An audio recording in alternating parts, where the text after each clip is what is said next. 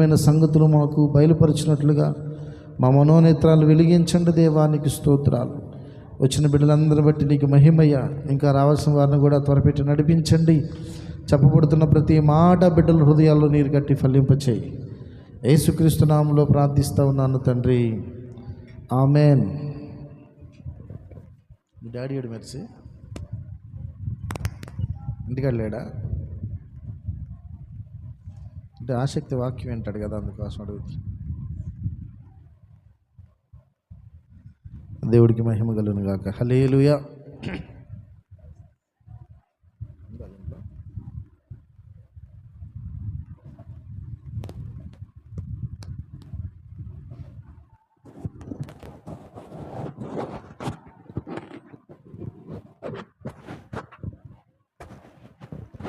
ప్రభు గొప్ప నామానికి మహిమ కలుగును గాక.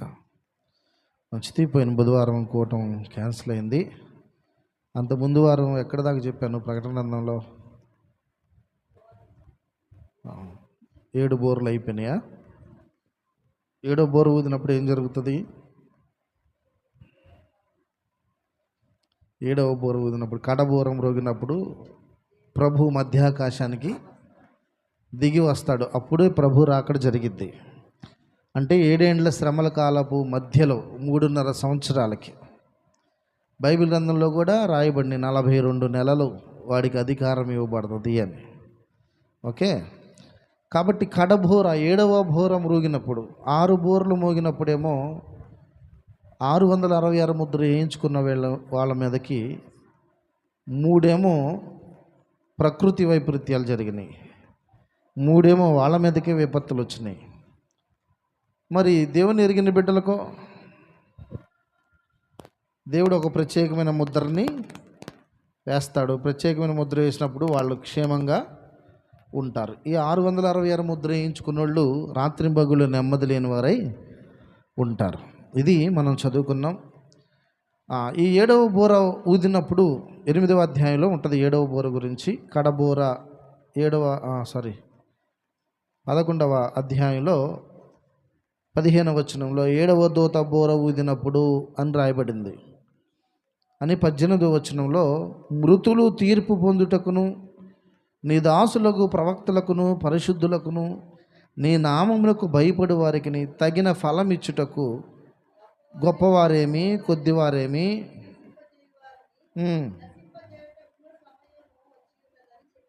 అది అంటే ఇంక అందరికీ తీర్పు జరిగిద్ది అన్నమాట. ఇప్పుడు ఎప్పుడైతే ప్రభు రాకడ జరిగిద్దో, ప్రభు రాకడ ఎప్పుడు జరిగిద్దని చెప్పాను, అంత్య అబద్ధ క్రీస్తు మీద ఇశ్రాయేలు ప్రజలు తిరుగుబాటు చేస్తారు. ఎందుకు? ఇన్ని విపత్తులు జరుగుతూ ఉంటే నువ్వు మెస్సియావైతే, నువ్వు మెస్సియావని మేము ఒప్పుకున్నాం, యేసుక్రీస్తు అని మా మీద అధికారిగా ఉంచాం. మరి ఇన్ని ప్రకృతి వైపరీత్యాలు, ఇన్ని విపత్తులు జరుగుతుంటే నువ్వెందుకు ఏం చేయలేకపోతున్నావు? కాబట్టి నువ్వు మెస్సియావి కాదు అని ఇశ్రాయేలీలు మాత్రమే వ్యతిరేకిస్తారు. మిగతా దేశాలన్నీ అంత్య అబద్ధ క్రీస్తు పాలనలోనే ఉంటాయి. ఓకే. ఎప్పుడైతే ఇశ్రాయేలు ప్రజలు ఇది కనిపెట్టి వాడి మీద వ్యతిరేకంగా లేచారో అప్పుడు వాళ్ళ మీదకి యుద్ధానికి వస్తాడు. ఇశ్రాయేలు మీదకి వాళ్ళు చేసే బలి నైవేద్యాలన్నీ ఆపేసేసి పరిశుద్ధ స్థలంలోకి వెళ్ళి, ఇట్లా సింహాసనం ఉంటుంది అతి పరిశుద్ధ స్థలంలో, దాని మీదకి వెళ్ళి వాడు కూర్చుంటాడు అనమాట. దానికి 3 నిరూపణలు చెప్పారు. తెస్సలోనిక పత్రికలో నాశనకరమైన పాప పురుషుడు బయలుపరచబడితేనే కానీ అని, మత్తయి సువార్తలో దానియేలు గ్రంథంలో చెప్పబడినట్టుగా నాశనకరమైన హేయ వస్తువు అతి పరిశుద్ధ స్థలంలో కూర్చున్నట్టు మీరు చూచినప్పుడు అన్నాడు. అంటే నాశనకరమైన హేయ వస్తువు ఎవరో? వాడే అంత్య అబద్ధ క్రీస్తు. ఎప్పుడైతే ఈ సింహాసనం మీద కూర్చుంటాడో అప్పుడు కడబోరం రోగిద్ది, ప్రభు మధ్యాకాశంలోనికి దిగి వస్తాడు. అప్పుడు మనకంటే ముందు మృతులైన వారు ఆదాము దగ్గర నుంచి ఆ 3.5 సంవత్సరాల మధ్యలో దాకా ఎవరైతే చనిపోయిన వాళ్ళు ఉంటారో మొదట వాళ్ళు లేపబడతారు. మనం చదువుకున్న 1 కొరింథీ పత్రిక 5వ అధ్యాయంలో మృతులైన వారు మొదట లేస్తారు, వారు మహిమ దేహాన్ని సంతరించుకుంటారని కొరింథీ పత్రికలో మనం చదువుకున్నాం. కడబోరం రోగును, మృతులు అక్షయులుగా లేపబడతారు. ఒకసారి దీని లేకపోతే 5వ అధ్యాయం 52వ వచనం చదువు. 15వ అధ్యాయం 50వ వచనం, 52 1 కొరింథీ పత్రిక 15:52. ఉమ్. మనమందరము నిద్రించము కానీ అంటే మనం అందరం చచ్చిపోం కానీ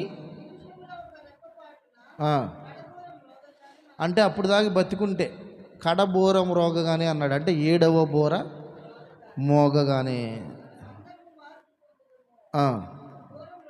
బోరం రోగును అది మొదట మృతులైన వారు మహిమ దేహాలతో దేవుని దగ్గరికి వెళ్ళిపోతారు. ఎక్కడి దాకా వెళ్తారు? మధ్యాకాశం దాకా వెళ్తారు. ప్రభు అక్కడికే కదా దిగి వచ్చేది. తర్వాత వాళ్ళు ఎప్పుడైతే అక్కడికి వెళ్తారో వెంటనే బ్రతికున్న మనం కూడా రెప్పపాటులోనే, ఇదంతా క్షణంలో జరిగిపోయింది, పెద్ద టైం పట్టదు. మృతులైన వారు వెంటనే లేస్తారు, వితిన్ సెకండ్స్లోనే. బ్రతికున్న మనం కూడా, మనం ఎక్కడ ఏ పనుల్లో ఉన్నా, ఆఖరికి వాష్రూమ్లో ఉన్నా సరే, ప్రభు బోర ఉదయం అంటే వెళ్ళిపోతాం. ఇంకా స్తోత్రం కలుగును కాదు. ఇది జరుగుతుంది అనమాట. ప్రభు బోర కడబోరం రోగినప్పుడు జరిగే సందర్భాలు. ఇదంతా ఎప్పుడు జరిగింది? అంత్య అబద్ధ క్రీస్తు వచ్చి యెరూషలేములో సింహాసనం మీద కూర్చొని దేవుడి సింహాసనాన్ని అపవిత్రపరిచినప్పుడు కడబోరం రోగిద్ది. ఇది నెంబర్ 1. నెంబర్ 2, అప్పుడు మొదట మృతులైన వారు లేపబడతారు. తర్వాత సజీవంగా నిలిచి ఉన్న మనము రెప్పపాటులో మొదటి తెస్సలోనికీ పత్రిక 4వ అధ్యాయం 16వ వచనంలో ఆ మాటలు ఉంటాయి. ఓకే, ఇదంతా సెకండ్స్లో జరిగిపోయేది, రోజుల్లో జరిగేది కాదు. ఒకే ఒక్క రోజులో 2-3 నిమిషాల్లోనే మొత్తం అంతా అయిపోతుంది. ఇప్పుడు ఏం జరిగిద్ది? ఇంకా ఇక ఎప్పుడైతే సంఘం ఎత్తబడుతుందో, మరి విడవబడిన వాళ్ళు ఉన్నారు కదా, విడవబడిన వాళ్ళ పరిస్థితి ఏంటి? ఇశ్రాయేలు పరిస్థితి ఏంటి? ఇశ్రాయేలు మీద తిరుగుబాటు చేశాడు కదా వాడు. ఇశ్రాయేలు ఏం చేస్తారంటే ఇప్పుడు పారిపోతారు. ఇప్పుడు మీరు మత్తయి సువార్త 24లోనికి రండి.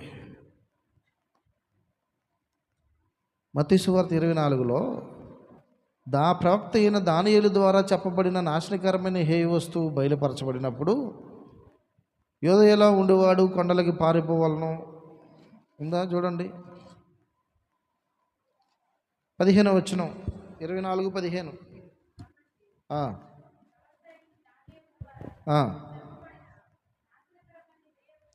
చక్కగా రాసుకోండి. 3.5 సంవత్సరాల్లో అంత్య అబద్ధ క్రీస్తు సింహాసనం మీద కూర్చున్నప్పుడు జరిగే సందర్భాలు. 1, వాడు సింహాసనం మీద కూర్చుంటాడు. ఇశ్రాయేలు బలులన్నీ ఆపేస్తాడు, నైవేద్యాలన్నీ ఆపేసి వాళ్ళని హింసించడం మొదలు పెడతాడు. ఇది నెంబర్ 1. నెంబర్ 2, కడబోరం రోగంగానే మొదట చనిపోయిన వారు లేపబడతారు. తర్వాత బతికున్న మనం కూడా దేవుని దగ్గరికి వెళ్తాం. నెంబర్ 3, ఇశ్రాయేలు ప్రజలు శ్రమ పెడుతున్నప్పుడు ఇశ్రాయేలు ప్రజలు యెరూషలేమును వదిలిపెట్టి పారిపోతారు. అదే ఇక్కడ రాశాడు, చదువమ్మా.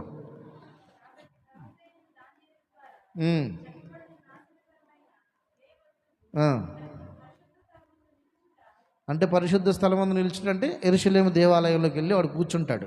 నిలుచుట మీరు చూడగానే ఈ చదువుతున్న వాడు గ్రహించాలి ఏంటంట, యోదయాలో ఉండువారు కొండలకు, యోదయ అంటే యెరూషలేము, యోదయ యెరూషలేము అంటారు కదా. వీళ్ళు ఎక్కడికి పారిపోవాలంట?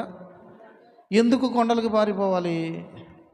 అక్కడే ఉంటే అంత్య అబద్ధ క్రీస్తు వాళ్ళందరినీ చంపేస్తాడు. ఎందుకంటే వాళ్ళు తిరుగుబాటు చేశారు కదా. నువ్వు మెస్సియావు అయితే ఇవన్నీ ఎందుకు జరుగుతున్నాయి, నువ్వు మెస్సియావు కాదు అని వాళ్ళు తిరుగుబాటు చేస్తారు. కాబట్టి వాళ్ళ మీద యుద్ధాన్ని ప్రకటిస్తాడు. అందుకని వీళ్ళు దేశాన్ని వదిలిపెట్టి వెళ్ళిపోతారు, ఇశ్రాయేలు దేశాన్ని వదిలిపెట్టి వెళ్తారు.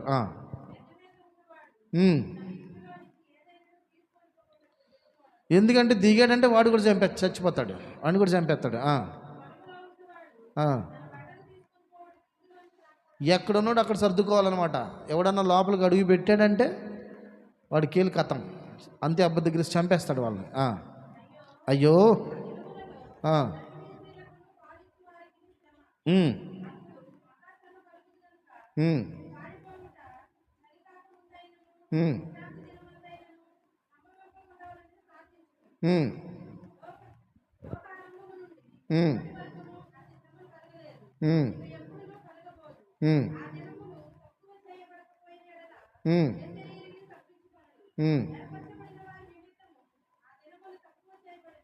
చాలు చాలు చాలు చాలు. ఇక్కడ నేను చెప్తాను జాగ్రత్తగా. ఇప్పుడు కొండలకి పారిపోవాలన్నాడు కదా, కొండలకు పారిపోవాలని చెప్పి ఇంకేం చెప్పాడు? 18వ వచనంలో, పొలంలో ఉండువాడు తన బట్టను తీసుకుని పోటీ ఇంటికి రాకూడదు. అయ్యో ఆ దినములలో గర్భిణీలకు నువ్వు పాలు ఇచ్చే వారికి నీ శ్రమ అన్నాడు. గర్భిణీ స్త్రీలకి పాలు ఇచ్చే వాళ్ళకి ఎందుకు శ్రమ అని మనం ఆలోచిస్తే ఇశ్రాయేలు దేశంలో అప్పటికి చాలామంది గర్భవతులుగా ఉంటారు. ప్రసవించి పసికందులకి పాలిచ్చే వాళ్ళు కూడా ఉంటారు. ఇప్పుడు ఎప్పుడైతే అబద్ధ క్రీస్తు వాళ్ళ మీద తిరుగుబాటు చేస్తాడో వీళ్ళందరూ ఏమవుతారు? పరిగెత్తాలి కదా. మరి గర్భిణీ స్త్రీలు పరిగెత్తగలుగుతారా? పొట్టేసుకొని మామూలుగా నడవటమే కష్టం ఒక గర్భిణీ స్త్రీ. అలాంటిది పారిపోవాలి, ప్రాణాల మీదకి వచ్చింది కాబట్టి పారిపోవటం చాలా కష్టం. అందుకని చెప్పాడు, ఆ దినములలో గర్భిణీలకును పాలిచ్చు స్త్రీలు, అంటే పసిపిల్లలకి పాలు ఇచ్చేవాళ్ళు బాలింతలు ఎట్లా పరిగెత్తగలుగుతారు? అందుకనే ఆ మాట రాయించాడు. మీరు చదివేటప్పుడు ఎప్పుడన్నా ఈ డౌట్ వచ్చిందో రాలేదో మీకు నాకు తెలియదు. మత్తయి వార్త చదివేటప్పుడు ఇవన్నీ డౌట్లు రావాలి. గర్భిణీలకి శ్రమ ఏంటి, పాలు ఇచ్చే స్త్రీలకి శ్రమ ఏంటంటే పరిగెత్తాలి, వాళ్ళు పారిపోవాలి. ముందు వచ్చిన రాశాడు, యోదయాలో ఉండేవారు కొండలకు పారిపోవాలి. కాబట్టి గర్భిణీ స్త్రీలు పారిపోవాలంటే కష్టం.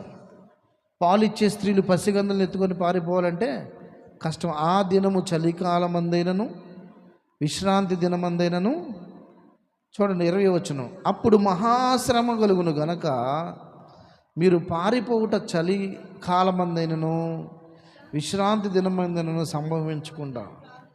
ఎవరు? ఇశ్రాయేలు ప్రజలు పారిపోవటం చలికాలం కాదంట, విశ్రాంతి దినం రాజు కాకుండా చూసుకోండి అంటున్నాడు.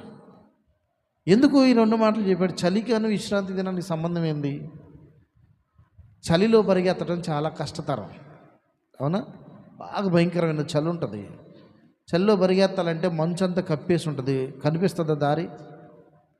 ఎప్పుడన్నా మీరు మంచు కాలంలో డిసెంబర్, జనవరి, ఫిబ్రవరిలో తెల్లవారుజామున మీరు బయటకు వచ్చి చూస్తే ఎట్లుంటుంది? పక్కన ఇల్లు కూడా కనిపించదు. మరి వీళ్ళు పారిపోవాలంటే ఎదురు మంచు అడ్డం వస్తుంది, బయటకరండి. చలిలో పరిగెత్తాలంటే కష్టం. ఇది ఒకటి నెంబర్ 1 రీజన్. రెండవది, విశ్రాంతి దినం అందేనో చూసుకోనండి. విశ్రాంతి దినం రోజు రాకుండా చూసుకోండి. ప్రభు దినం వాళ్ళకి ఎప్పుడు విశ్రాంతి దినం? శనివారం. ఇశ్రాయేలుకి శనివారం విశ్రాంతి దినం. ఆ రోజు రాకుండా చూసుకోండి. ప్రభు ఆ దినం ఆ రోజు వస్తే కనుక మీకు ఇబ్బంది. ఎందుకంటే ఇశ్రాయేలు ప్రజలు, యూదులకున్న ఆచారం ఏంటంటే విశ్రాంతి దినం రోజు ఖచ్చితంగా సినగోగులో గూడుకోవాలి, ఆరాధనలో గూడుకోవాలి, సమాజ మందిరంలో. ధర్మశాస్త్ర గ్రంథం ప్రకారం విశ్రాంతి దినం రోజు వాళ్ళు ప్రయాణం చేయకూడదు, ఏ బరువులు మోయకూడదు, ఇంట్లో పొయ్యి రాజు పెట్టకూడదు, అంటే పొయ్యి వెలిగించకూడదు. ఇవన్నీ ఇశ్రాయేలు ప్రజలు ఆచరిస్తారు ఇప్పటికి కూడా. ఒకవేళ ప్రభు రాకడొచ్చి అబద్ధ క్రీస్తు వచ్చి కూర్చుంటే ఇప్పుడు వీళ్ళు పరిగెత్తాలి. ఎక్కడి నుంచి? సమాజ మందిరంలో కూర్చొని ఉంటే, ఒకవేళ చర్చిలో కూర్చొని ఉంటే. విశ్రాంతి దినం రోజు మనకు ధర్మశాస్త్ర గ్రంథాన్ని మీరకూడదు కదా, పరిగెత్తకూడదు కదా, పారిపోకూడదు కదా, ప్రయాణం చేయకూడదు కదా. అందుకోసం చెప్పాడనమాట, ఆ దినము చలికాలం అందైనను విశ్రాంతి దినం అందైనా రాకుండా చూసుకోండి. ఎందుకంటే విశ్రాంతి దినం ఒకవేళ అబద్ధ క్రీస్తు వస్తే అందరూ ఒకే చోట చిక్కుతారు. వాడికి ఎక్కడుంటారు? అందరూ మందిరంలో ఉంటారు. విశ్రాంతి దినంలో వాళ్ళు ఎక్కడికి వెళ్ళరు, ఖచ్చితంగా అది ఫాలో అవుతారు. పరిశుద్ధత ఇవన్నీ తర్వాత పక్కన పెడితే ధర్మశాస్త్ర గ్రంథాన్ని మాత్రం ఖచ్చితంగా వాళ్ళు ఫాలో అవుతారు. శనివారం అందరూ కూడుకుంటారు కాబట్టి అందరూ కలిసి ఒకే చోట చిక్కుతారు వాడికి. అందుకని దేవుడు చెప్తున్నాడు, ఆ దినము చలికాలం అందైనను విశ్రాంతి దినమందైనా రాకుండా చూసుకోండి. లోక ఆరంభం నుండి ఇప్పటి వరకు అట్టి శ్రమ కలుగలేదు, ఇంకెప్పుడు కూడా కలుగు. అంటే ఇశ్రాయేలు ప్రజలందరూ ఇంకా ఆ యెరూషలేమును ఖాళీ చేసి పారిపోతారు. అక్కడి నుంచి వెనక దొరుకుతూ ఉంటాడు కానీ పారిపోతాడు. కానీ ఆ విషయం ఏంటో తెలుసా? ఈ 3.5 సంవత్సరాలు, మిగతా 3.5 సంవత్సరాలు ఉంది కదా, ఈ 3.5 సంవత్సరాలు ఇశ్రాయేలు ప్రజలు ఎక్కడున్నారో కనిపించకుండా దేవుడే వాళ్ళని కాపాడతాడు. అబద్ధ క్రీస్తు వాళ్ళ కోసం వెతుకుతూ ఉంటాడు, ఎక్కడున్నారా అని. కానీ వాళ్ళు కనిపించరు. మీరు చూడండి, ఆదికాండంలో లోతు దగ్గరికి 2 దేవదూతలు వస్తారు. దేవుడు ఇద్దరుగా వస్తారు. వచ్చినప్పుడు ఆ సొదొమ గొమొర్రా పట్టణస్థులు వచ్చి లోతు ద్వారాన్ని తట్టి, నీ దగ్గరికి వచ్చిన 2 వాళ్ళని బయటికి పంపించండి, మేము వాళ్ళతో పాపం చేయాలి. ఇది మగోళ్ళతో. సొదొమ గొమొర్రా పట్టణ ప్రజలు అంత చండాలు గోళ్ళు అనమాట. ఆడోళ్ళు, మనుషులతో, పశువులతో పాపం చేసేవాళ్ళు, మగోళ్ళతో మగోళ్ళు, హోమోసెక్షువాలిటీ అంటారు దాన్ని. అప్పుడు లోతు వాళ్ళని, మా ఇంట్లో 2 ఆడపిల్లలు ఉన్నారు, అవసరం వాళ్ళని తీసుకెళ్ళండి, వాళ్ళు దేవదూతలు, వాళ్ళని ఏం చేయకూడదని అన్నప్పుడు లోపల ఉన్న 2 మనుషులు లోతును లోపలికి లాగి గడిపెట్టేస్తారు. ఓకే, ఇప్పుడు తలుపు కొట్టారా లేదా? ఫస్ట్ వచ్చేవాళ్ళు ఒకసారి దీన్ని 19వ అధ్యాయం దీన్ని ఒకసారి, ఆదికాండం 19వ అధ్యాయం.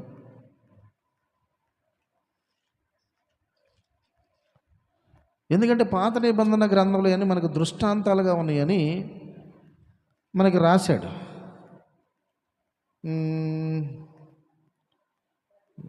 అమ్మా 19:10 చదువు.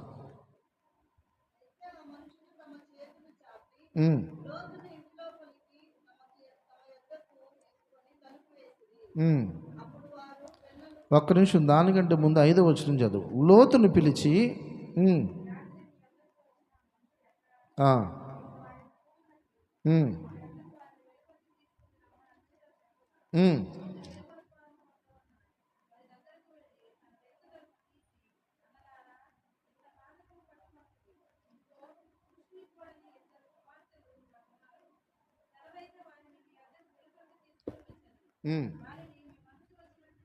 చాలు. అంటే ఇప్పుడు వాళ్ళు వెళ్ళారా లేదా తలుపు దగ్గరికి?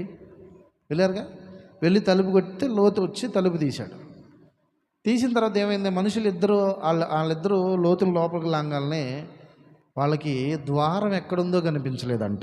చదవండి ఆ మాట కూడా. ఆ ఇద్దరు మనుషులు లోతుని లోపలికి లాగి తలుపు వేశారన్నమాట. చదువమ్మా, కొంచెం కిందకు ఉంటుంది, చదువు.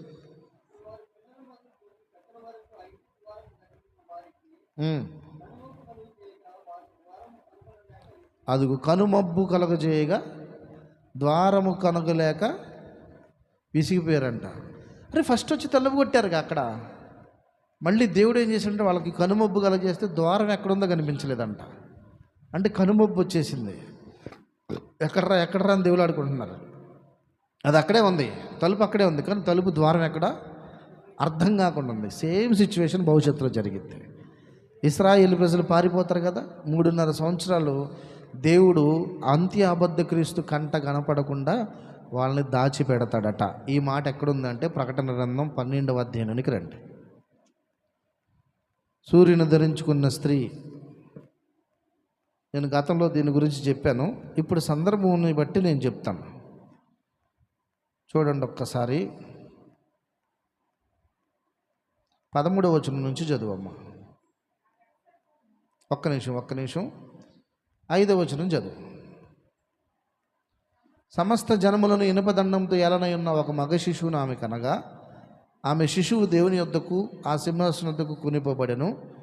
ఆ స్త్రీ అరణ్యమునకు పారిపోయిన. ఆ స్త్రీ అంటే యెరూషలేములో ఉన్న ప్రజలు, ఇశ్రాయేలు ప్రజలు.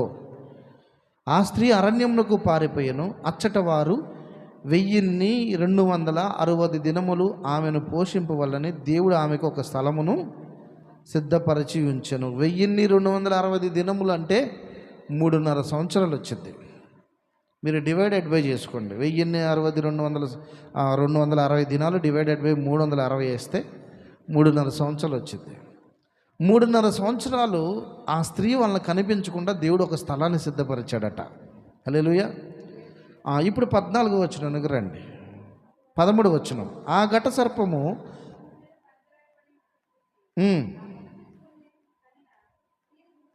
ఆ మగ శిశువుని కనిన స్త్రీ. ఇంతకీ ఈ మగ శిశువు ఎవరు? నేను స్త్రీ అంటే ఎవరని చెప్పా? ఇశ్రాయేలు ప్రజలు. ఇశ్రాయేలు ప్రజలు శిశువుని అనడం ఏంది అంటే యెరూషలేములోనే యేసుక్రీస్తు వారు పుట్టాడు. సరే, ఈ 12వ అధ్యాయం చెప్పేస్తాను. అదే 12వ అధ్యాయం 1వ వచనం చూద్దాం. ఒక గొప్ప సూచన కనబడిన, అదే నేను చదువుతాలేమ్మా. అదేదనగా సూర్యుని ధరించుకున్న ఒక స్త్రీ, ఆమె పాదముల కింద చంద్రుడును, శిరస్సు మీద 12 నక్షత్రముల కిరీటములు ఉండెను. ఆమె గర్భిణి అయి ప్రసవేదన పడుచు ఆ నొప్పులకు కేకలు వేయుచుండెను. ఇక్కడ సూర్యుని ధరించుకుని ఒక స్త్రీ ఉందంట. ఏం ధరించుకుంది? సూర్యుని ధరించుకున్నది. ధరించుకుంటాం అంటే అలంకరించుకుంటాం. మనం బట్టలు ఎలాగ వేసుకున్నామో సూర్యుని ధరించుకుని ఉందంట. పాదముల కింద ఏముందంట? చంద్రుడు ఉన్నాడట. తల మీద కిరీటం ఉంది. కిరీటంలో 12 నక్షత్రాలు ఉన్నాయంట. ఇంతకీ ఈ ప్రసవ వేదన పడుతున్న స్త్రీ ఎవరు అంటే ఇశ్రాయేలు జనాంగం అని గుర్తుపెట్టుకోండి. ఎట్లాగో చెప్తా. ఈ 12 తల మీద ఉన్న కిరీటంలో ఉన్న 12 నక్షత్రాలు దేనికి సాదృశ్యం అంటే 12 గోత్రాలకి సాదృశ్యం. దేనికి? 12 గోత్రాలకి. అదేంది 12 గోత్రాలని ఎందుకు అనుకోవాలి? 12 మంది అపోస్తులు అనుకోవచ్చుగా అని మీరు నన్ను ప్రశ్నించవచ్చు. దానికి కూడా ఒక లెక్క ఉంది. యాకోబుకి 12 మంది కుమారులు. యోసేపు కలలు కానీ దర్శనాలు కానీ అలవాటు ఉంది కదా, ఉందా? ఉన్నప్పుడు చిన్నప్పుడు ఒక కల కన్నాడు. పనల కల కాకుండా ఇంకో కల కూడా కన్నాడు. ఏం కల కన్నాడంటే సూర్యుడు, చంద్రుడు, నక్షత్రాలన్నీ కలిసి యోసేపుకి నమస్కారం చేస్తున్నాయంట. తీయండి ఒక్కసారి, అక్కడ మనకు అక్కడ ఉంటుంది చూడండి ఒక్కసారి. ఆదికాండం 29వ అధ్యాయం అనుకుంటా బహుశా.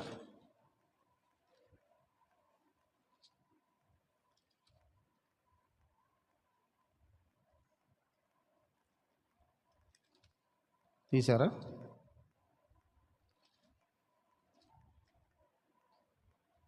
ఒక్క నిమిషం ఉంచండి.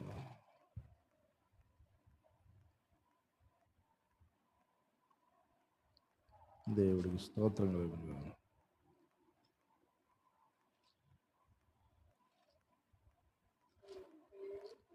37 సారీ, యాకోబు పెద్దోడు అవ్వాలి కదా, మర్చిపోయాను. చూడండి ఒకసారి, అందరూ చూడండి.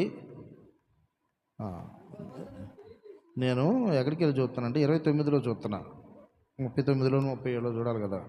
చదువయ్యా. అతడు ఇంకొక కలగని తన సహోదరులకు తెలియజేసి కంటిని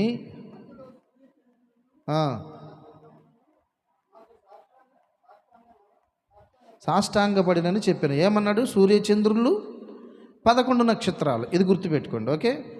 అప్పుడు తన తండ్రితోనూ తన సహోదరులతోనూ అది తెలియజెప్పినప్పుడు అతని తండ్రి అతనితో, నీవు కనిన ఈ కళ ఏమిటి? నేను నీ తల్లియు నీ సహోదరులను నిశ్చయంగా వచ్చి నీకు సాష్టాంగ పడుదుమా అని అతన్ని గద్దించెను. స్తోత్రం. అంటే సూర్యుడేమో యాకోబు, చంద్రుడేమో రాహేలు, నక్షత్రాలేమో అన్నదమ్ములు. ఓకే, అదే కదా యాకోబు అన్నాడు. ఏదిరా నీ కళ పిచ్చమని పెట్టిందా నీకు? అంటే నీ తల్లి, నేను 11 మంది అన్నదమ్ముళ్ళు వచ్చి నీకు సాష్టాంగ పడతామా అంటే? ఇప్పుడు నక్షత్రాలు 12 నక్షత్రాలు ఎవరు అన్నట్టు? గోత్రాలేగా. అది కుదిరిందా? సింక్ అయిందా? ఇప్పుడు ప్రకటన 12లోకి రండి. తల మీద కిరీటం ఉంది, కిరీటంలో 12 నక్షత్రాలు ఉన్నాయి. అంటే 12 నక్షత్రాలు 12 మంది గోత్రాలు. అంటే ఇశ్రాయేలు జనాంగం సూర్యుడిని ధరించుకుని ఉంది. సూర్యుడు ధరించుకుంటాం అంటే నీ దేవుడైన యెహోవా సూర్యుడును కేడెమునై ఉన్నాడు అని 84వ కీర్తనలో ఉంటుంది. చూడండి ఒకసారి, 84వ కీర్తన 11వ వచనంలో ఉంటుంది. దేవుడైన యెహోవా సూర్యుడును కేడెమునై ఉన్నాడు అని.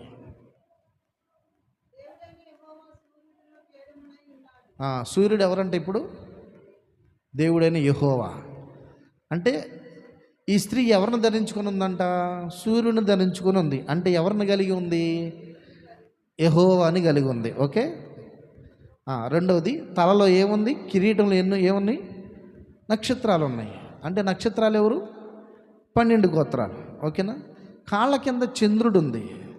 చంద్రుడు అంటే సంఘానికి సాదృశ్యంగా ఉంది. హల్లెలూయా. 12 మంది గోత్రకర్తలు, యెహోవాని కలిగి ఉన్న గోత్రకర్తలు 12 మంది. చంద్రుడు అంటే సంఘం, పునాది మీద కట్టబడిన ఇశ్రాయేలు జనాంగం. ఓకేనా? ఇంతవరకు అర్థమైందా? అందరికి అర్థమైనట్టేగా. కాబట్టి సూర్యుని ధరించుకున్న స్త్రీ ఎవరు అంటే ఇశ్రాయేలు జనాంగం అని గుర్తు తెచ్చుకోవాలి. మరి ఈ స్త్రీ ప్రసవేదన పడుతుంది అన్నాడు. ఏంటి ప్రసవేదన పడతామంటే? మళ్ళీ మనం గతంలోనికి వెళ్ళాలి. ఈ 12వ అధ్యాయంలో భూత, వర్తమాన, భవిష్యత్ కాలాల సంభవాలు ఉన్నాయి. మూడు సంభవాలు ఒకే అధ్యాయంలో ఒకే వచనంలో ఉంటాయి. మీకు చూపిస్తా. ఈ స్త్రీ ఏం పడుతుందంట? ప్రసవేదన పడుతుంది. అంటే యేసుక్రీస్తు వారు పుట్టుకప్పుడు మరియా ఆ యెరూషలేము వీధుల్లోనే ప్రసవేదన పడింది. ఈ స్త్రీ ప్రసవేదన పడిందంటే యెరూషలేములో ప్రసవేదన పడిన స్త్రీ గురించి చెప్తున్నాడు. ఓకేనా? అంటే బైబిల్ ఎప్పుడన్నా చదివేటప్పుడు ఒకే రకంగా చదవకూడదు. రూప భాష, అలంకార భాష, ఉపమాన భాష అని రకరకాల 4 భాషలు ఉన్నాయి. 4 రకాలుగా బైబిల్ రాయబడింది. కాబట్టి ఈ స్త్రీ నొప్పులు పడుతుందంటే ఇశ్రాయేలు దేశంలో నొప్పులు పడుతున్న మరియా. ఓకే, బాగా గుర్తుపెట్టి రాసుకోండి చక్కగా. ప్రసవేదన పడుతున్న స్త్రీ అంటే యెరూషలేములో ప్రసవేదన పడింది ఎవరో? వీధులు తిరుగుతూ మరియమ్మ ప్రసవేదన పడింది. ఓకే, ఇప్పుడు తర్వాత 4వ వచనంలోనికి రండి. దాని తోక ఆకాశ నక్షత్రం 3వ భాగం ఈడ్చి వాటిని భూమి మీద పడవేసను. కననయున్న స్త్రీ కనగానే, కననయున్న స్త్రీ కనగానే అంటే మరియా ఎప్పుడైతే యేసుక్రీస్తుకి జన్మనిచ్చిందో, యెరూషలేములో యేసుక్రీస్తు ఎప్పుడైతే పుట్టాడో ఏం జరిగింది? ఆమె శిశువును మృంగవలెనని ఆ ఘట సర్పము స్త్రీ ఎదుట, అంటే యేసుప్రభు పుట్టంగానే ఘట సర్పం అంటే ఎవరు? సాతానుగాడు. వాడిని మృంగేయాలని నిలబడి కాసుకుని కూర్చున్నాడంట. మరి దీన్ని ఎట్ట చెబుదాం? యేసుక్రీస్తు పుట్టిన 2 సంవత్సరాలకి తూర్పు దేశపు జ్ఞానులు వచ్చారు. వచ్చినప్పుడు హేరోదు రాజు ఏమనుకున్నాడు? నేను కదా రాజుని, వాడెవడు రాజు పుట్టాడని చెప్పి ఏం చెప్పాడు? 2 సంవత్సరాలు మగపిల్లలందరినీ వేసేయండి అని చెప్పాడు. అదే అక్కడ కననయున్న స్త్రీ కనగానే దానిని మృంగవలెనని ఘట సర్పము కాసుకొని కూర్చుందంటే చంపేయాలని అప్పుడే ప్లాన్ జరిగింది. అర్థమవుతుంది నేను చెప్పే మాటలు? లేదా కాకనబుల్ స్టోరీస్ లాగా ఏమైనా ఉన్నాయా? సింక్ అవుతున్నాయిగా.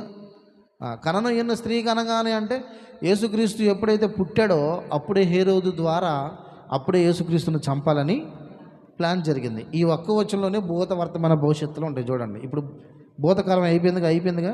చూడండి, ఇప్పుడు స్త్రీ ఎదుట నిలిచి ఉండెను, సమస్త జనములను ఇనపదండముతో ఏలనైన ఒక మగ శిశువును ఆమె కనగానే. సమస్త జనులను ఇనపదండంతో ఏలేది ఎవరు? ప్రభు అయిన యేసుక్రీస్తు వారు. ఆమె కనగానే ఆమె శిశువు దేవుని యొద్దకును ఆయన సింహాసనం వద్దకు కొనుపోబడెను. అంటే పుట్టంగానే శిశువు ఎక్కడికి వెళ్ళిపోయిందంట? దేవుని సింహాసనం దగ్గరికి వెళ్ళిపోయిందంట. పుట్టంగానే వెళ్ళటం కాదు, 33.5 సంవత్సరాల చరిత్ర ఉంది అక్కడ. అంటే పుట్టాడు, 33.5 సంవత్సరాలు బ్రతికాడు, చనిపోయాడు, తిరిగి లేచి మరలా తిరిగి ఎక్కడికి వెళ్ళిపోయాడు? ప్రభు దగ్గరికి వెళ్ళాడా లేదా? నేను నా తండ్రి ఇంటికి వెళ్తున్నాను, నివాసాలని మళ్ళీ వస్తానని చెప్పి ఎక్కడికి వెళ్ళాడు? తండ్రి కుడి పార్శ్వం మందు కూర్చోడానికి పోయాడు. ఓకే, అందుకని అక్కడ ఆ మాట రాయింది. ఆ శిశువు ఆ ఇనపదండంతో ఎలానైనా ఒక మగ శిశువును ఆమె కనగా ఆమె శిశువు దేవుని యొద్దకును, అది కుడి పార్శ్వమున దేవుని సింహాసనం అందు ఆయన కూర్చొని ఉన్నాడని మనందరికీ తెలుసు. ఓకే, అంటే అక్కడ ఎంత చరిత్ర జరిగింది? 33.5 సంవత్సరాలు జరిగింది చరిత్ర. ఒక్క దాంట్లోనే వచనంలో చెప్పేశాడు చూడండి. తర్వాత ఆ స్త్రీ అరణ్యమునకు పారిపోయింది. ఇది ఎప్పుడుది?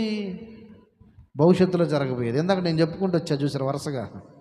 ఏ స్త్రీ? ఆ స్త్రీ అంటే ఇశ్రాయేల్ ప్రజలు. ఎందుకు పారిపోతున్నారు?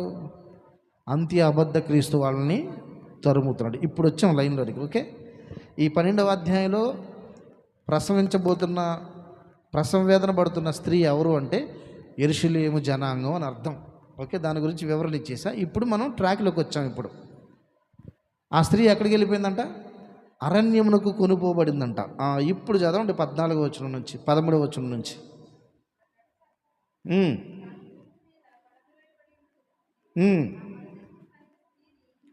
మగ శిశువును కనిన స్త్రీని హింసించినంటే ఎవరిని హింసిస్తుంది? అంత్య అబద్ధ క్రీస్తుడు ఎవరిని హింసిస్తున్నాడు? ఇశ్రాయేలు ప్రజల్ని. స్త్రీ అంటే యెరూషలేము అని చెప్పాం కదా. ఏమన్నాడు? ఆ మగ శిశువును కనిన స్త్రీని హింసించెను, అందువలన ఆమె అరణ్యములో ఉన్న తన చోటికి ఎగురునట్లు గొప్ప పక్షిరాజు రెక్కలు 2 ఆమెకు ఇయ్యబడెను. అచ్చట ఆ సర్పముఖమును చూడకుండా, సర్పముఖము అంటే అంత్య అబద్ధ క్రీస్తు ముఖాన్ని చూడకుండా దాచిపెడతాడని చెప్పే కదా. సర్పముఖము చూడకుండా అచ్చట ఆమె ఒక కాలములు ఒక్క నిమిషం ఇక్కడ ఆగండి. ఇప్పుడు మీకు అర్థమైంది. ఇశ్రాయేల్ ప్రజలను శ్రమ పెడతా ఉన్నప్పుడు వీళ్ళందరూ ఎక్కడికి పారిపోయారు? అరణ్యమునికి పారిపోయారు. ఓకే, ఎవడు హింస పెట్టాడు? అంత్య అబద్ధ క్రీస్తు హింస పెట్టిన వాళ్ళందరూ పారిపోయారు. ఎక్కడికి పారిపోయారంట? దేవుడు ఒక ప్రత్యేకమైన స్థలాన్ని వాళ్ళకి సిద్ధపరిచి పక్షిరాజు రెక్కలు లాంటి 2 రెక్కలు ఇస్తే వాళ్ళు అక్కడికి వెళ్ళిపోయారంట. అక్కడ అచ్చట ఆ సర్పముఖము చూడకుండా, అంటే అంత్య అబద్ధ క్రీస్తు కంటికి కనబడకుండా 3.5 సంవత్సరాలు. ఒక కాలములు అర్ధకాలం అంటే ఒక కాలము అంటే సంవత్సరం, కాలములు అంటే 2 సంవత్సరాలు, అర్ధకాలము అంటే 1/2 సంవత్సరం. ఇప్పుడు మొత్తం కలిపి 3.5 సంవత్సరాలు. స్తోత్రం కలుగును గాక. 3.5 సంవత్సరాలు. ఇదే మాట 6వ వచనంలో కూడా ఉంది చూడండి. ఆ స్త్రీ అరణ్యములకు పారిపోయాను, అచ్చట వారు 1260 దినములు ఆమెను పోషింపవలన దేవుడు ఆమెకు, అది 6వ వచనాన్ని 14వ వచనాన్ని కలిపి చదువుకుంటే మనకి మ్యాటర్ వచ్చేసిందా. ఇప్పుడు ఈ మిగతా 3.5 సంవత్సరాలు ఇశ్రాయేలు ప్రజలు పారిపోయి అరణ్యంలో దాంకున్నారు. వాళ్ళు ఎక్కడున్నారు? ఈ అంత్య అబద్ధ క్రీస్తుకి తెలియదు. మొత్తం జల్లెడు పట్టిస్తాడు, అరే వాళ్ళు ఎక్కడున్నారో వాళ్ళని వేసేయాలరా అని. కానీ దేవుడు వాళ్ళకి సహకారి అయి పాత నిబంధనలో లోతు ఇంట్లో ఎలాగైతే వాళ్ళకి కనుమొబ్బు కలగజేశాడో ఈ ఇశ్రాయేలు ప్రజలు కూడా దేవుడు అలానే కాపాడతాడు. మీరు అడగొచ్చు, వాళ్ళు యేసుక్రీస్తుని నమ్మలేదు, బాప్తీసం పొందలేదు, అయినా ఎందుకు కాపాడాడు వాళ్ళని అంటే, వాళ్ళు వాగ్దత్త ప్రజలు. పాత నిబంధన దగ్గర నుంచి ఇశ్రాయేలు నా జ్యేష్ఠ కుమారుడు అని చెప్పాడు. వాళ్ళు వాగ్దాన ప్రజలు వాళ్ళు. అందుకని దేవుడు వాళ్ళని కాపాడాడు. చివరికైనా వాళ్ళు తెలుసుకుంటారని. ఓకే, ఇంతవరకు అర్థమైంది కదా. ఈ మిగతా 3.5 సంవత్సరాలు ఇశ్రాయేలు ప్రజలు అందరూ అరణ్యంలో ఉంటారు. ఎక్కడుంటారు? ఎవరికి? దేవుడే వాళ్ళని పోషిస్తాడట. ఏలియాని అరణ్యంలోకి తీసుకెళ్ళి కాకుల చేత పోషింపజేశాడు. ఓకేనా? అట్లాగే ఇశ్రాయేలు ప్రజలు కొన్ని వేల మంది ఉంటారు, లక్షల మంది ఉంటారు, ఎంతమంది ఉంటారో తెలియదు. వాళ్ళందరినీ దేవుడు కాపాడతాడు. ఎక్కడుంటాడో ఎవరికి అర్థం కాదు. ఈ రీతిగా మిగతా 3.5 సంవత్సరాల్లో ఈ ఇశ్రాయేలు జనాంగం అందరూ వెళ్ళి అరణ్యంలో దాంకుంటారు. కొంచెం కిందకి చదువుతారా? 17వ వచనం చదవండి, 16వ వచనం, 15 నుంచి చదువుతాను. కావున ఆ స్త్రీ ప్రవాహమునకు కొట్టుకొని పోవాలని ఆ సర్పము తన నోట నుండి నీళ్లు నదీ ప్రవాహంగా ఆమె వెనక, అంటే చంపాలని వెనకాల పడ్డాడు. నీళ్ళు వెనకాల బారుకుంటూ అతను మనం ఏం చేస్తాం? సునామీ వచ్చినప్పుడు ఏం చేశారు? అక్కడ ఉన్న వాళ్ళందరూ సముద్రంలో వచ్చి నీళ్ళు వచ్చి మీద పడుతుంటే రా రా అని నిలబడ్డారా? ఏం చేశారు? వెనక్కి తిరిగి పరుగు ప్రాణాలు కాపాడడానికి. అది కూడా అక్కడ అదే రాశాడు అచ్చట. చదువమ్మ. ఆమె వెనక నీళ్లు వెళ్ళగక్కెను కానీ భూమి ఆ స్త్రీకి సహకారి అయి తన నోరు తెరచి ఆ ఘటసర్పము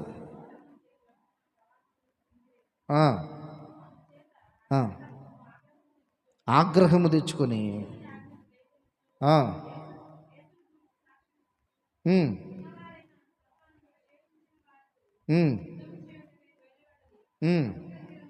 ఇంకెళ్తాడు, యుద్ధం చేద్దామని పోతాడు. ఏడా వాళ్ళు కనిపిస్తే కదా. Praise the lord. ఇప్పుడు మీకు స్పష్టంగా అర్థమైందా? నదీ ప్రవాహం వల్ల నీళ్లను వెళ్ళగక్కుతున్నాడు అంటే వాళ్ళని మృంగేయాలని ప్రయత్నం చేస్తామంటే ఇశ్రాయేలు ప్రజలకి భూమి సహకారి అయ్యే వాళ్ళని కాపాడిద్దట. హల్లెలూయా.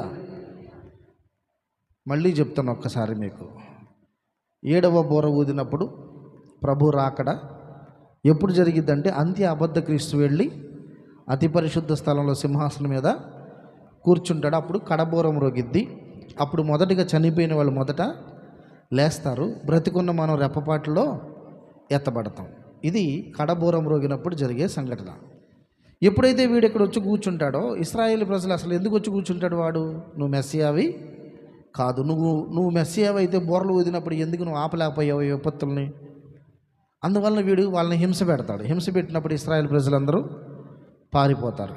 ఆ దినముల్లో గర్భిణీలకు పాలిచ్చు స్త్రీలకు శ్రమ, చలికాలం మందైనను విశ్రాంతి దినం మందైనను వాటి గురించి నేను వివరణ చెప్పాను. అందుకని వీళ్ళు పారిపోతూ ఉంటే దేవుడే వాళ్ళకి సహకారి 3.5 సంవత్సరాలు వాళ్ళని కాపాడతాడు. మిగతా 3.5 సంవత్సరాలు అపవాదికి అంటే అంత్య అబద్ధ క్రీస్తు కంట్లో పడకుండా వీళ్ళని కాపాడతాడు. ఓకే, ఇంతవరకు ఒక ఎపిసోడ్. ఇప్పుడు మరి ఎత్తబడిన వాళ్ళు ఉన్నారు కదా. ఎత్తబడిన వాళ్ళు ఈ 3.5 సంవత్సరాలు ఏం చేస్తారు? విడవబడిన వాళ్ళు 3.5 సంవత్సరాలు ఏం చేస్తారు? విడవబడిన వాళ్ళు అంటే ఎవరు? 666 ముద్ర వేయించుకున్నారు కదా, వాళ్ళందరూ విడవబడ్డారు. అదేంది యేసు రాజుగా వచ్చుచున్నాడు పాటలో మొదటి చరణంలో, మేఘాల మీద యేసు వచ్చుచున్నాడు, మేఘాల మీద యేసు వచ్చుచున్నాడు, పరిశుద్ధులందరినీ తీసుకుపోతాడు, పరిశుద్ధులందరినీ తీసుకుపోతాడు. లోకమంతా శ్రమకాలం, లోకమంతా శ్రమకాలం, విడువబడుట బహుఘోరం, ఘోరం, విడువబడుట బహుఘోరం. యేసు రాజుగా వచ్చుచున్నాడు, భూలోకమంతా తెలుసుకుంటారు. హల్లెలూయా. విడవబడుట బహుఘోరం. ఎవరు విడవబడిందంటే అంత్యాబద్ధ క్రీస్తు యొక్క 666 ముద్ర వేయించుకొని దేవుని విశ్వసించిన వాళ్ళందరూ విడవబడతారు. వాళ్ళందరూ భూమి మీదే. ఈ పరిశుద్ధులు అందరూ ఎత్తబడుతుంటే వాళ్ళు రొమ్ము కొట్టుకుంటారంట. మత్తయి సువార్త 24వ అధ్యాయానికి రండి ఒక్కసారి. ఈ సందర్భాన్ని కూడా రాసుకోండి. యేసుక్రీస్తు రాకడ జరిగినప్పుడు జరిగే సంఘటన 30వ వచనం చదువమ్మా.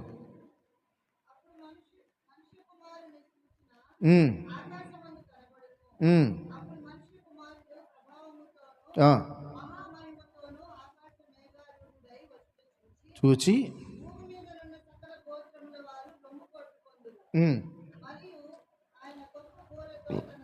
చాలు చాలు.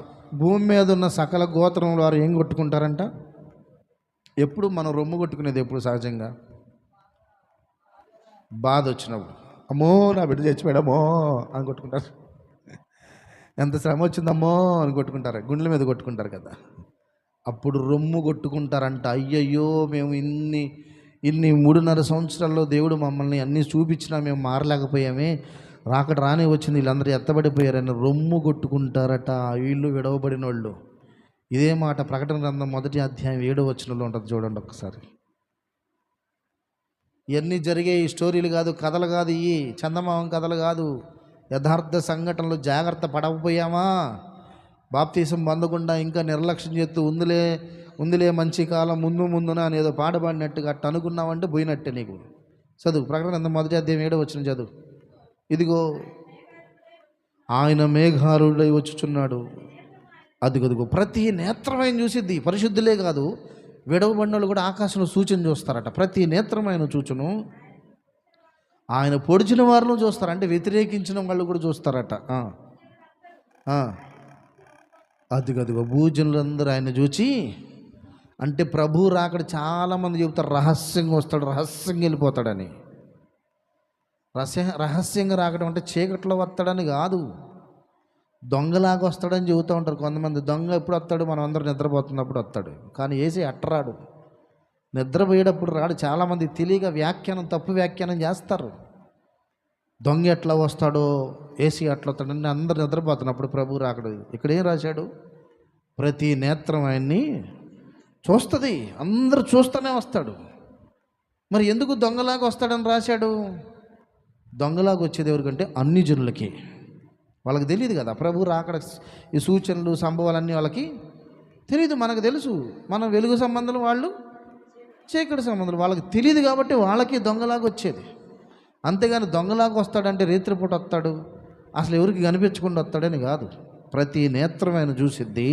ఆయన పొడిచిన వారు కూడా చూస్తారు, ఆయన ఇబ్బంది పెట్టిన వాళ్ళు కూడా ఆయన రాకడం మధ్యాకాశంలో కనిపించింది. అందుకని అందరూ రొమ్ము కొట్టుకుంటూ ఉంటారట. ఇది 3.5 సంవత్సరాలప్పుడు జరిగే సంఘటన ఇది. Praise the lord. కాబట్టి అందరూ చూస్తారు భూమి మీద. విడవబడిన వాళ్ళ గురించి చెప్తున్నా. మరి ఈ విడవబడిన వాళ్ళ పరిస్థితి ఏంటి? మిగతా 3.5 7 శ్రమల కాలం అన్నాం కదా, ఈ మిగతా 3.5 సంవత్సరాలు వీళ్ళ పరిస్థితి ఏంటి భూమి మీద? మరి ఎత్తబడిన మన పరిస్థితి ఏంటి? ఆకాశంలో మనమేం చేస్తూ ఉంటాం? చెప్పేదా వచ్చేవారం చెప్పేదా? కొంచెం బాగుంటుంది వచ్చేవారం చేద్దాం. ఇప్పుడు కొంచెం సస్పెన్స్గా ఉంటుందిగా. మీరు సీరియల్లో చూసేటప్పుడు తరువే భాగం వచ్చే వారం అని వేస్తాడు. చచ్చినాడు, కొంచెం వేసి సావచ్చు, ఏం జరిగిందో ఏందో అనుకొని వచ్చే వారం కోసం ఎదురు చూస్తూ ఉంటారు. హల్లెలూయా, దేవుడికి మహిమ కలుగునుగా. అయితే మొట్టమొదటిగా ఎత్తబడిన వాళ్ళకి ఏం జరిగిద్ది? పరలోకంలో 3.5 సంవత్సరాలు ఏం జరిగిద్ది అంటే తీర్పులు జరుగుతాయి. అక్కడ ఎత్తబడిన వాళ్ళకి ఏం జరుగుతాయి? అది ప్రకటన గ్రంథంలో ఇందాక మనం చదువుకున్నాం కదా. 11వ అధ్యాయానికి ఒకసారి రండి. 11వ అధ్యాయం 18వ వచనం.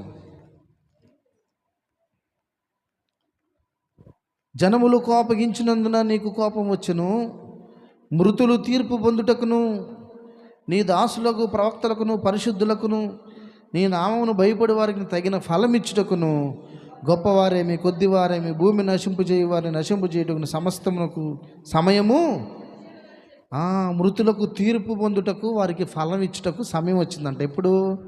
మనం ఎత్తబడినప్పుడు. హల్లెలూయా. అంటే మనం ఎప్పుడైతే ఎత్తబడతామో మనకు అక్కడ తీర్పు జరిగింది. అదే న్యాయపీఠపు తీర్పు. 2 కొరింథీ పత్రిక 5వ అధ్యాయం 10వ వచనం మీరు రాసుకోండి. పరిశుద్ధులు ఎత్తబడిన తర్వాత జరిగే సంఘటన ఏంటి?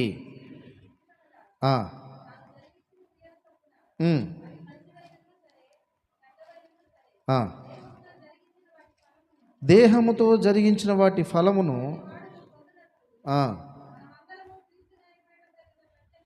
అది మనమందరం ఎక్కడ ప్రత్యక్షం అవుతామంట?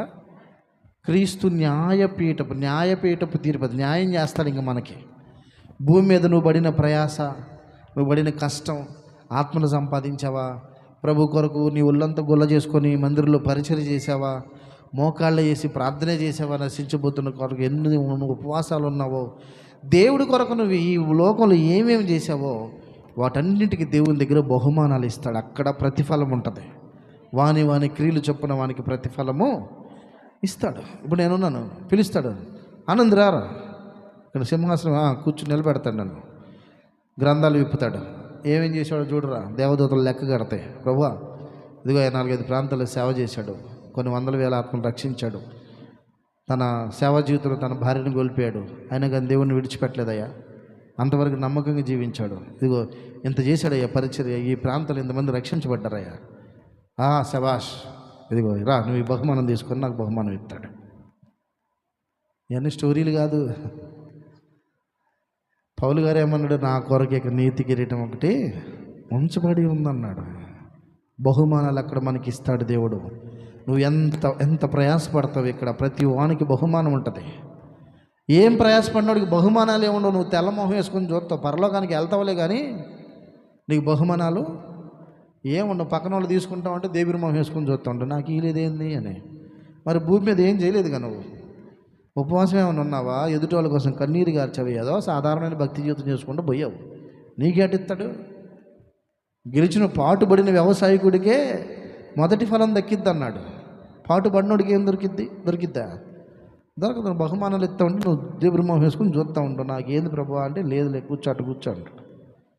కాబట్టి అక్కడ తీర్పులు తీర్చబడతా ఉంటాయి, బహుమానాలు ఇవ్వబడతా ఉంటాయి. మనం అనుకుంటాం కదా మనకి జీవగ్రంథం అని. జీవగ్రంథం కాదు, దేవుడి దగ్గర చాలా గ్రంథాలు ఉన్నాయి. తీస్తారా? ఎక్కడుందో చెప్పండి, తీస్తే గ్రేటే. మీరు 100 రూపాయలు ప్రైజ్ మనీ కాసుకోండి. నా దగ్గర కొత్త 50 రూపాయల నోట్లు 2 ఉన్నాయి పర్సులు, ఇంకేమి డబ్బులు లేవు. ఏమన్నా ఉంటే మీరు ఇవ్వండి, పెట్టుకుంటాను.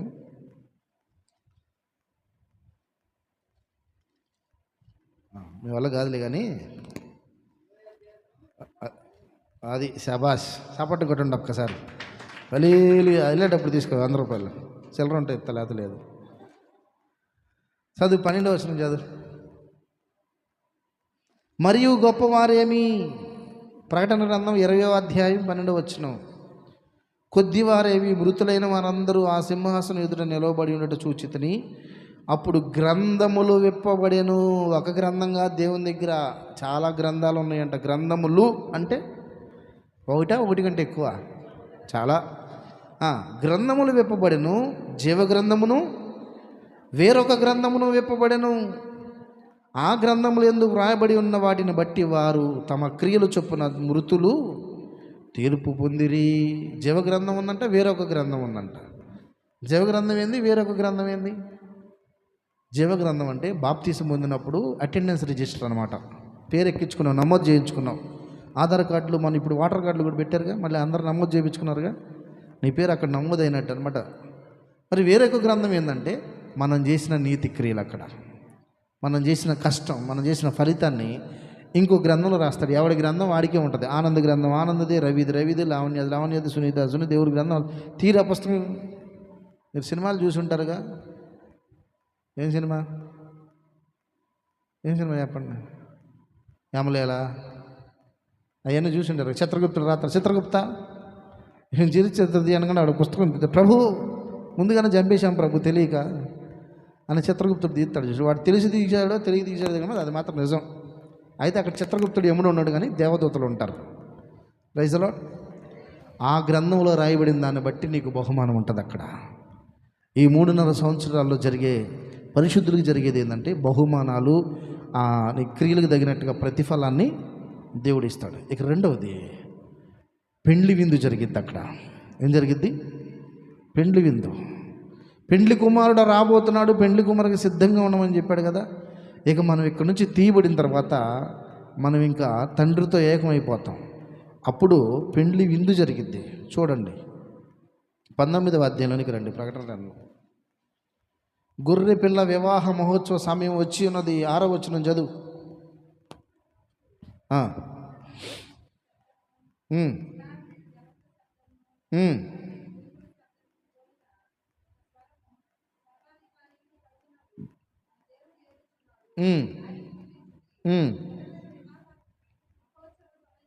అదిగదిగో గొర్రె పిల్ల వివాహ మహోత్సవ సమయము వచ్చినది, ఆయన భార్య తన్ను తాను సిద్ధపరచుకున్నది గనుక మనము సంతోషపడి ఉత్సహించి ఆయనను మహింపరచమని చెప్పగా వింటిని. అంటే గొర్రె పిల్ల వివాహ మహోత్సవం అంటే దేవుడు మనల్ని తీసుకెళ్ళే సమయం ఆసన్నమైందని. గొర్రె పిల్ల వివాహ మహోత్సవం సమయం అయింది, ఆసన్నమైంది. ఆయన భార్య తన్ను తాను సిద్ధపరచుకున్నది. మనం ఎప్పుడైతే దేవుని పాటు వెళ్ళిపోయి సిద్ధపడిన వాళ్ళగా తీసుకెళ్ళేది ఆయన. అక్కడ పెండ్లి జరుగుతుంది, దేవునితో పెండ్లి జరుగుతుంది. పెండ్లి విందు కూడా జరిగింది. 9వ వచనం చూడండి.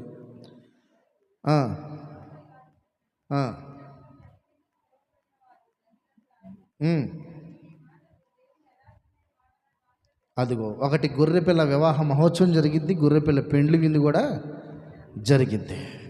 అంటే ఈ 3.5 సంవత్సరాలు ఏం జరిగిద్దంటే కొన్ని వేల కోట్ల మంది ప్రజలకు తీర్పులు తీర్చి బహుమానాలు ఇస్తాడు. గొర్రెపిల్ల వివాహ మహోత్సవం జరుగుతుంది. అంటే ఆయన అనుకున్న వాళ్ళందరూ అలంకరించబడి సిద్ధపడి అక్కడికి వెళ్ళాడు కాబట్టి అక్కడ పెద్ద విందు చేస్తాడు. అంటే నాన్ వెజ్జా వెజ్జా అని నన్ను అడగమాకండి, వెళ్ళిన తర్వాత చూద్దాం. అక్కడికి వెళ్ళిన తర్వాత హల్లెలూయా. అయితే ఇశ్రాయేలు ప్రజలకి చెప్పింది ఏంటంటే దేవుడు వాళ్ళు దేవదూతల ఆహారం తిన్నారని చెప్పాడు. అంటే మన్నాను తిన్నారు అన్నారు. మేబీ మన్నా అయి ఉండొచ్చు, లేకపోతే పూరీళ్ళు అయి ఉండొచ్చు, ఏమో మనకైతే తెలియదు. ఏం పెడతాడో నాన్ వెజ్జా వెజ్జా అనేది నాకు తెలియదు, మీకు తెలియదు. ఆడికి వెళ్ళిన తర్వాత చూద్దాం. శ్రేష్టమైందే ఉంటుంది. ఇవన్నీ ఉండవు. మసాలా ఎక్కువైందని, గ్యాస్ వచ్చిందని, కారం ఎక్కువైందని, ఉప్పు తగ్గిందని ఈ షాపులు ఏమి ఉండవు. అక్కడ ప్రశాంతమైన ఫుడ్డే దొరికింది నాకు తెలిసి. హల్లెలూయా. కాబట్టి పరిశుద్ధులకి మిగతా 3.5 సంవత్సరాలు ఏం జరిగిద్దంటే తీర్పులు జరుగుతాయి, బహుమానాలు ఇస్తాడు. రెండవది గొర్రెపిల్ల వివాహ మహోత్సవం జరిగింది, గొర్రెపిల్ల పెండ్లి విందు కూడా జరుగుతుంది. ఈ గొర్రెపిల్ల పెండ్లి విందుకు పిలువబడిన వారు ధన్యులు అని రాయమన్నాడు. హల్లెలూయా. కాబట్టి ఈరోజుకి ఇది చాలు, ఇంకా మళ్ళీ ఎక్కువైతే మొత్తం పోయిద్ది. చెప్పేది లేదు మిగతాది కూడా. మళ్ళీ అడిగితేనేమో తెల్లమొఖం వేస్తున్నారు వచ్చేవారు. ఎందుకు అడిగితే ఏం చెప్పాలా, పోయిన వారం ఏం చెప్పానంటే. సరే ఇప్పుడు ఏం చెప్పాను, ఈ వారం ఏం చెప్పండి. ఇప్పుడుదే గుర్తులేదు ఇంక మీకు. ఇంక ఇది కూడా చెబుతా, ఇంక వచ్చేవారు ఏం చెబుతారు. ఎక్కడి నుంచి స్టార్ట్ చేసా ఈ వారం? కడబోర దగ్గర నుంచి స్టార్ట్ చేశా. కడబోరం రోగిద్ది. 6 బోర్లు ఊదినప్పుడు 3 బోర్లకేమో ప్రకృతి వైపరీత్యాలు జరిగినాయి. ఇవన్నీ ఎవరికి? 666 ముద్ర వేయించుకున్నాం. 3 బోర్లు ఊదినప్పుడేమో వాళ్ళ మీదకే అవేంటి తేళ్ళు లాంటి బలం ఉన్నట్టు మిడతలు చెప్పే కదా, అవన్నీ వివరించే కదా. సూర్యచంద్ర నక్షత్రాలు రాలిపోతాయి, చీకటి గమ్మిద్ది, ఇవన్నీ జరుగుతుంది. 7వ బోర ఊదినప్పుడు, ఎప్పుడు 7వ బోర ఊదబడిద్దంటే అంత్య అబద్ధ క్రీస్తు మీద ఇశ్రాయేలు అందరూ తిరుగుబాటు చేస్తారు. ఇవన్నీ జరుగుతుంటే నువ్వు ఎందుకు కాపాడట్లేదు, నువ్వు నిజంగా యేసేవి కాదు. అప్పుడు వాళ్ళ మీద తిరుగుబాటు చేసి వాడు అతి పరిశుద్ధ స్థలంలోకి వచ్చి దేవుని సింహాసనం మీద కూర్చున్నప్పుడు అప్పుడు కడబోరం రోగిద్ది. హల్లెలూయా. కడబోరం రోగంలో ఏం జరిగిద్ది? మొదట మృతులైన వారు ఆదాము దగ్గర నుంచి అప్పుడు దాకా బతుకున్న వాళ్ళందరూ లేస్తారు. బతుకున్న మనమేమో రెప్పపాటులో మార్పు చెందుతాం. ఎదురు కూర్చొని ఫ్యామిలీ మొత్తం కూర్చొని అన్నం తింటున్నారు. ఒక ఆయన రక్షణ మందుల భర్త బోర ఊదాడు, భర్త ఆడే ఉంటాడు, పిల్లలు ఆ భార్య వెళ్ళిపోతారు పైకి. స్తోత్రం. ఎత్తుకుంటుంటే డాడీకి పేరు ఇప్పుడు దాకా ఏడే ఉన్నారు. కానీ అప్పుడు పైకి చూసుకుని రొమ్ము కొట్టుకుంటాడు, నా భార్య మారు మనసు పొందమని చెబుతానే ఉంది, నేను మొదలేదు అని. ఇంక రొమ్ము కొట్టుకున్న ప్రయోజనం లేదు బ్రదర్స్. స్తోత్రం కలుగును గాక. ఇది జరిగిద్ది. తర్వాత సంఘం ఎత్తబడుతుంది. ఎత్తబడిన తర్వాత ఏం జరుగుతుంది? అంత్య అబద్ధ క్రీస్తు ఇశ్రాయేలు జనాంగాన్ని హింసించడం మొదలు పెడతాడు. వాళ్ళు పారిపోతాడు. ఎన్ని సంవత్సరాలు? ఏం జరిగింది? 3.5 సంవత్సరాలకి దేవుడు వాళ్ళని అంత్య అబద్ధ క్రీస్తు కన్నులకి కనిపించకుండా, సర్పముఖము చూడకుండా ఒక కాలంలో అర్ధకాలము దేవుడు వాళ్ళని అరణ్యంలో పోషించాడు అని రాయబడింది. ఇది జరిగేది మొదటి 3.5 సంవత్సరాల మధ్యలో జరుగుతుంది. 42 నెలలు, అర్ధవారము అంటారు. వారం అంటే 7 సంవత్సరాలు, ఇది మధ్యలో వారం. ఆ దినములలో గర్భిణీలకు, పాలిచ్చు స్త్రీలకు శ్రమ. ఎందుకు అన్నాడు? ఇశ్రాయేల్ ప్రజలకి గర్భిణీ స్త్రీలు పరిగెత్తుతారా అంత్యాబద్ధ క్రీస్తు వెనకాల తరుముతూ ఉంటే? చలికాలం అందని, విశ్రాంతి దినం అందని ఎందుకు అన్నాడు? విశ్రాంతి దినం అందరూ ఎక్కడ ఉంటారు? సన్నిధిలో ఉంటారు. విశ్రాంతి దినం రోజు ధర్మశాస్త్ర గ్రంథం ప్రకారం వాళ్ళ ప్రయాణాలు. కాబట్టి ఒకవేళ ప్రభు రాకడి విశ్రాంతి దినం రోజు వస్తే వీళ్ళందరూ అంత్యాబద్ధ క్రీస్తు ఆ రోజు చేసేస్తాడు, దొరుకుతాడు. అందుకని అది రాకుండా జాగ్రత్త పడండి అని చెప్పాడు. ఓకే, వాళ్ళందరూ పారిపోతారు. ఇక విడవబడిన వాళ్ళ పరిస్థితి ఏంటని చెప్పాను. వాళ్ళ గురించి చెప్పాలి. ఎత్తబడిన వాళ్ళ సంగతి ఏంటి? ఏం జరుగుతుంది? పరిశుద్ధులందరికీ న్యాయపీఠపు తీర్పు, వాని క్రియలు చొప్పున వాళ్ళకి ప్రతిఫలాన్ని దేవుడు ఇస్తాడు. వాళ్ళకి బహుమానాలు ఇస్తాడు. ఏం బహుమానం? ఉదాహరణకి మీరు చెప్పండి, ఏమైనా బహుమానాలు ఏమైనా మీకు తెలుసా? ఏసీ దగ్గర ఏమన్నా ఒకటైతే చెబుతారు, కిరీటం అంటారు. అది అందరికీ తెలిసిన సంగతే, ఎందుకంటే పౌలు గారు చెప్పాడుగా. ఇంకేమన్నా స్పెషల్ గెస్ట్ చేయండి ఒకసారి. బొకేలా? అక్కడ బొకేలు ఏం చేసుకుంటాం అసలు మనం? చూడండి, నేను చూపిస్తాను. ప్రకటన గ్రంథం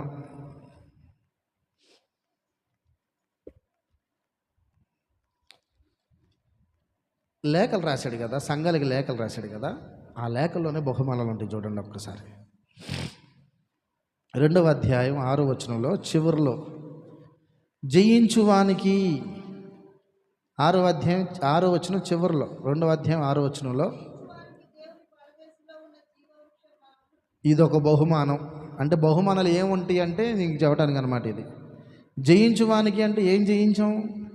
లోకంలో పాపాన్ని జయించి, లోకంలో ఉన్న ఐహిక విచారాలంటే జయించి దేవుని దగ్గరికి వెళ్తాం కదా. జయించువానికి ఏమి ఇస్తాడంటే అక్కడ జీవవృక్ష ఫలం ఇస్తాడు. ఇంతకీ అసలు అక్కడ ఆకలి లేదు, దప్పిక లేదు అన్నాడు కదా. జీవవృక్ష ఫలం మనకెందుకు మరి? ఆన్సర్ మీ పాయింటేగా. అక్కడ ఆకలి ఉండదు, దప్పిక ఉండదు, ఏముండదని ప్రకటన గ్రంథంలో కూడా రాశాడు. మరి ఆకలి దప్పిక లేనప్పుడు తినడానికి జీవవృక్ష ఫలం ఎందుకు? ఇంకా లాజిక్కేగా. ఇది కూడా చెబుతానేనండి, టైం చెబుతాను ఏనండి. జీవవృక్ష ఫలం తినడానికి ఇస్తాడు. జీవవృక్ష ఫలం ఉంటుంది అక్కడ, ఉంటుంది అని 21వ అధ్యాయంలో కూడా ఉంది ప్రకటన గ్రంథంలో. క్రొత్త భూమి క్రొత్త ఆకాశంలో తన ఆకులు తిన. 22వ అధ్యాయం చూడండి ఒక్కసారి. 22వ అధ్యాయం 2వ వచనం.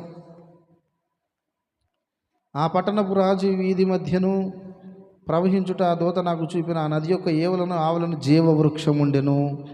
అది నెలకు ఫలించుచు 12 కాపులు గాయను.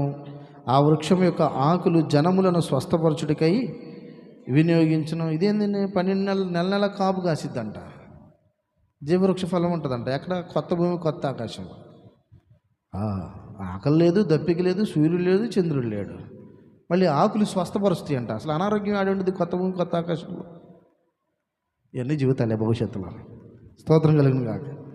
అయితే జీవవృక్ష ఫలం గురించి ఒక మాట చెప్తాయి. ఎందుకు జీవవృక్ష ఫలం మనకు అక్కడ ఆకలి లేదు, దప్పిక లేదని? ఎక్కడుంది ఆకలి లేదు, దప్పిక లేదని? Can anyone answer? 14వ అధ్యాయం తీయండి. 14 కాదు, 17వ అధ్యాయం తీయండి. సారీ 14వ అధ్యాయమేనా? ఒక్క నిమిషం నేను చెప్తా. 7వ అధ్యాయం తీయండి. 17 కాదు, 7.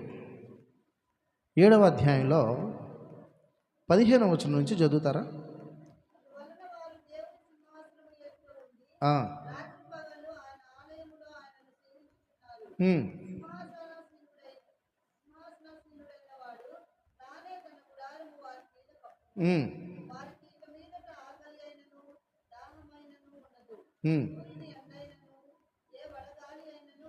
చాలు. ఏముండదు అన్నాడు ఇక్కడ, ఆకలి ఉండదు, దప్పిక ఉండదు అన్నాడు.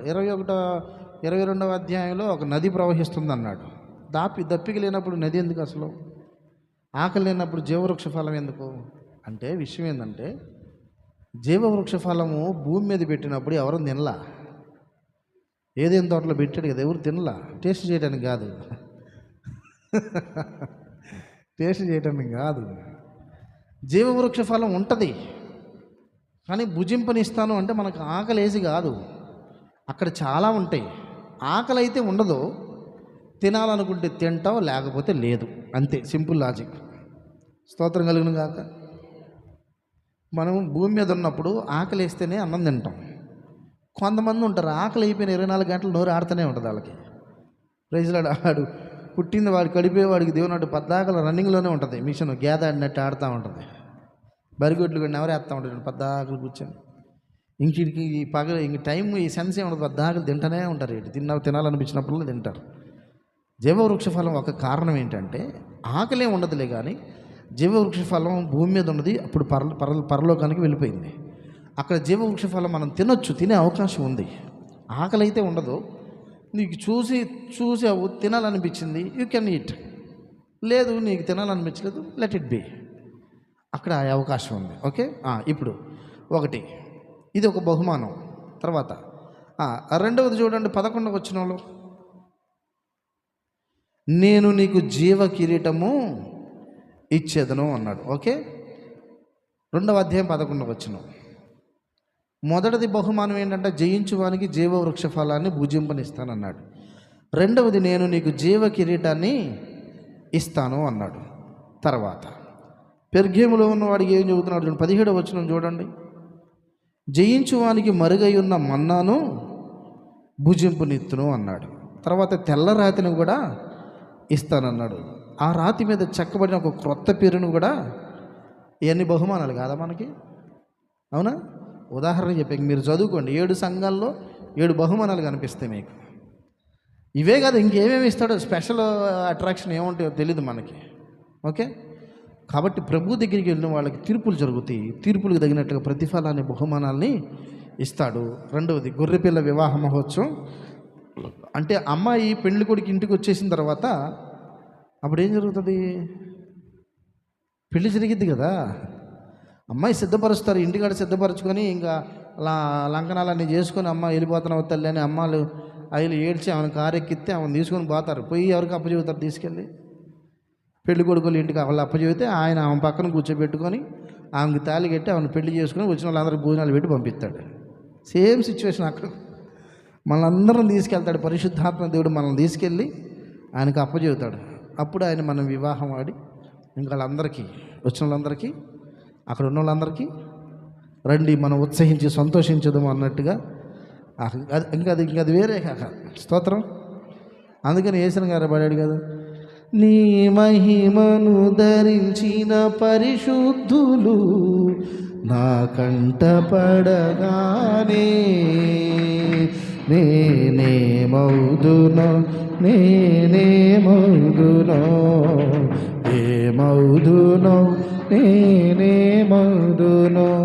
ఎవరు సమీపించలేని తేజస్సులో నివసించు నా యేసయ్యా. హల్లెలూయా. అక్కడ పరిశుద్ధులందరం చూసి నేనేమైపోతున్నా ప్రభువా. పౌలు గారు కనిపిస్తాడు, అబ్రహాం తాతయ్య కనిపిస్తాడు, ఆదాం తాతయ్య తాతయ్యగా. మరి మనకు తాతయ్యకి ఏమవుతారు వాళ్ళందరూ? ఇప్పుడు ఆల్రెడీ మన నాన్నోళ్ళ నాన్న ఏమవుతాడు మనకి? మరి వాళ్ళు ఇంకా ముత్తాతలు అవుతారు వాళ్ళు. మీరేందో నవ్వుతున్నారు అబ్రహాం తాత అనగానే. స్తోత్రం. ఆదాం తాత కనిపిస్తాడు, హనోకు తాత కనిపిస్తాడు, కయ్యం నరకనికి వెళ్ళి హేబేల్ తాత ఈ తాతలు అందరూ కనిపిస్తారు. అందుకని యేసయ్య గారు ఆ పాట రాస్తాడు. పౌలు తాత కనిపిస్తాడు, పేతురు తాత కనిపిస్తాడు. వీళ్ళందరూ చూసిన తర్వాత నేను ఏమైపోతున్నా ప్రభువా. ఇప్పుడేమో అందరి గురించి మాట్లాడుకుంటున్నాం, అప్పుడేమో అందరినీ చూస్తాం. మీరు ఒక ప్రశ్న రావాలి, అసలు మనకి ఎట్ట తెలిసిద్ది అన్న ఈయన పౌలని ఈయన పేతురని అంటే? అప్పుడు అందరూ మహిమదేహాలు సంతరించుకుంటారు. దేవుడే ఆ జ్ఞానాన్ని ఇస్తాడు. హల్లెలూయా. రెండు మోకాళ్ళ మీదకి. మంచి సందేశం అందిందా ఈరోజు? మీరు ఎంత రుణపడి ఉన్నారు తెలుసా నాకు. తలా అసలు ₹1,00,000 తెచ్చేయండి అవసరం. మరి లక్షల కంటే విలువైన విషయాలే కదా ఇవి. ఊరక అడిగేలా అమ్మలారా, మళ్ళీ కొత్తగా వచ్చిన వాళ్ళు ఏంది డబ్బులు అడుగుతున్నారు. ఊరక జోక్ చేశాను అంత. పరిశుద్ధుడైన తండ్రి, ప్రేమ స్వరూపి, నీకు వందనాలయ్యా. ఈ రాత్రి వేళ ఒక మంచి విషయాన్ని మాకు తీసుకొచ్చి మాకు అనుగ్రహించావు. కలిగిన వానికి ఇవ్వబడుతుంది అని వ్రాయబడినట్లుగా నీ బిడ్డలందరూ అత్యాసక్తితో నీ మాటలు వినడానికి వచ్చారు. ఈరోజు ఒక విలువైన సంగతిని బయలుపరిచినందుకే వందనాలు. ఇంకా అనేక సంగతులు మేము తెలుసుకోవాల్సినవి ఉన్నవి. నిశ్చితమైతే వచ్చే వారము మరి విడవబడిన సంఘం పరిస్థితులు ఏంటి, 7 ముద్దల గురించి విన్నాము, 7 బోర్ల గురించి విన్నాము, 7 ఉగ్రత పాత్రలు ఏంటో కూడా మేము తెలుసుకోవడానికి కృపను అనుగ్రహించండి. బిడ్డలందరూ నాయన వాక్య ఆసక్తితో ఉన్నారు. వారి వాక్య దాహాన్ని మీరు తీర్చండి. నీ వాక్య ఆహారం చేత నీ బిడ్డలను తృప్తిపరచండి దేవా. నీకు వందనాలు. ఈ రాత్రులు ఎంతమంది బిడ్డలు ఇక్కడ అనారోగ్యాలతో బలహీనలతో వచ్చారో యేసుక్రీస్తు నామములో వారికి స్వస్థత కలుగునుగాక. యేసయ్య నామం పేరిట ప్రార్థిస్తూ ఉన్నాము తండ్రి, ఆమేన్. మన తండ్రి అయిన దేవుని ప్రేమ, యేసయ్య కృప, పరిశుద్ధాత్మ సహవాసం సన్నిధి కూడిన మనకు సకల పరిశుద్ధులకు సార్వత్రిక సంఘాలన్నిటికీ సదాకాలం తోడై నడిపించునుగాక. ఆమేన్. హల్లెలూయా, హల్లెలూయా, హల్లెలూయా. అందరికి వందనాలు.